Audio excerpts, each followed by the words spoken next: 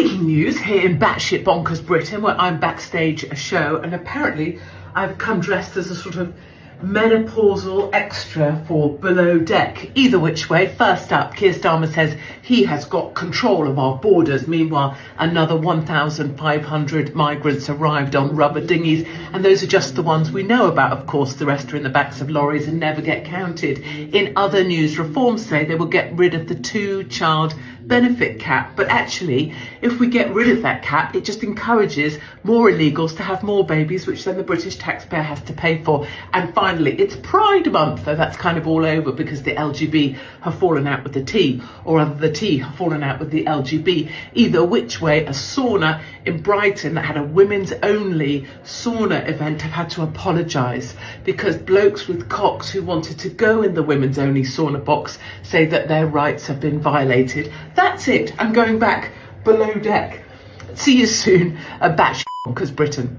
Breaking news here in Batshit Bonkers Britain, where over in the leftist hellhole of Denver, Colorado, a man shouting "Free Palestine" has thrown lit fuel over Jewish people who were just politely asking for their hostages back and set them on fire. The BBC managed to cover that story without once mentioning that it was Jewish people set on fire by a pro-Hamas protester.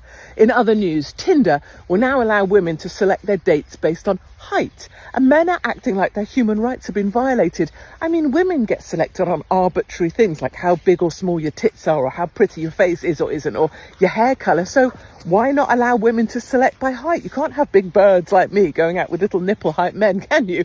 And finally, we find out Sarah Vine is in the Mail hawking her private life like Kate Garraway and hashtag Dead Derek with another documentary to sell in at ITV. She said it was Brexit to blame for the end of her marriage.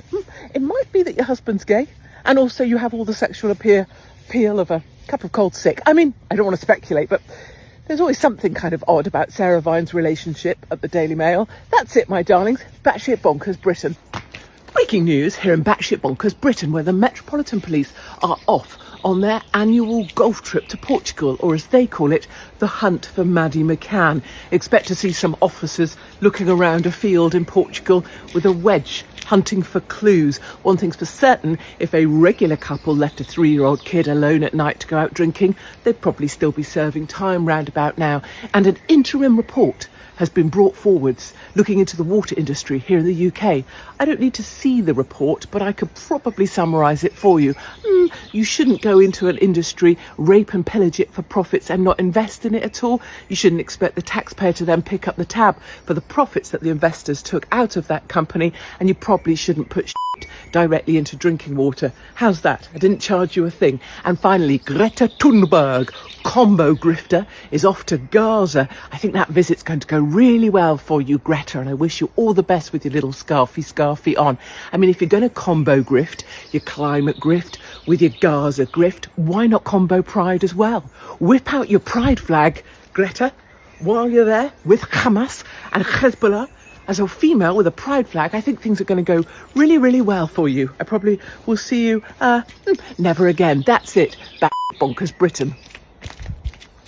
Breaking news here in Batshit Bonkers Britain, where Caroline Levitt, the brilliant press secretary for Trump over in the White House, has basically taken the BBC, bent them over a table and wadded them up the rectum with their lies about Hamas and Hezbollah. The BBC are massively pro-Hamas and Hezbollah and all things Palestine, and Caroline called them out on it brilliantly. They've spent the day trying to fight back and defend their position, which has been glorious.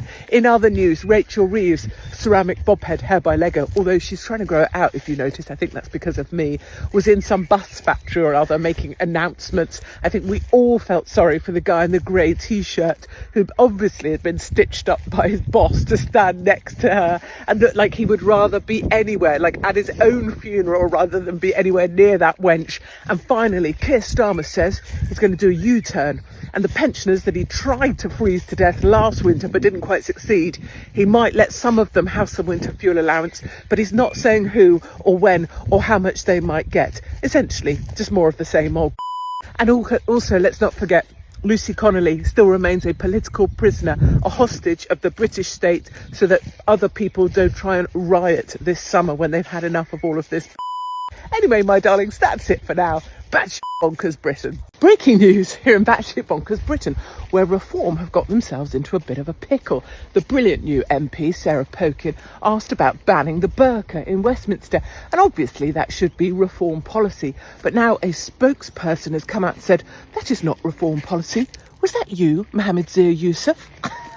Mohammed's got himself a little bit of a problem now, because if he was to try and get rid of Sarah in the way that he got rid of Rupert Lowe, he'd have to say that she beat him up, and that'll make him look like a right dickhead down at the mosque.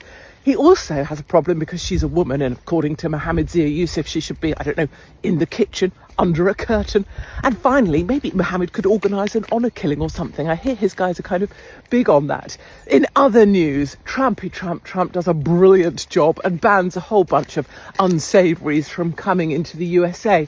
One particular group is the Somalis. Now, I don't know if you know downtown Minneapolis like I know it, George Floyd's Minneapolis.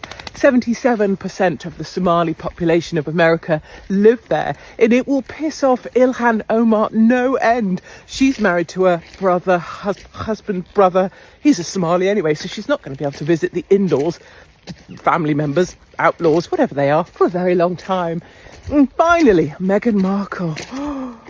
I'm embarrassed for her, and I tell you, that is a very high bar. She has released a video of herself looking like a hooker with a moon bump that just pulled a rich ginger guy and is pretty pleased about it. Mothers will know when you're about to give birth, you don't look anything like that. You're willing to stab in the face anybody that doesn't get that baby out of you within the next 2 seconds. I actually feel sorry for the bird. This is what happens when an insane lack of talent mixes with an outrageous level of narcissism. Anyway, darlings, that's it. Batshit Bonkers Britain.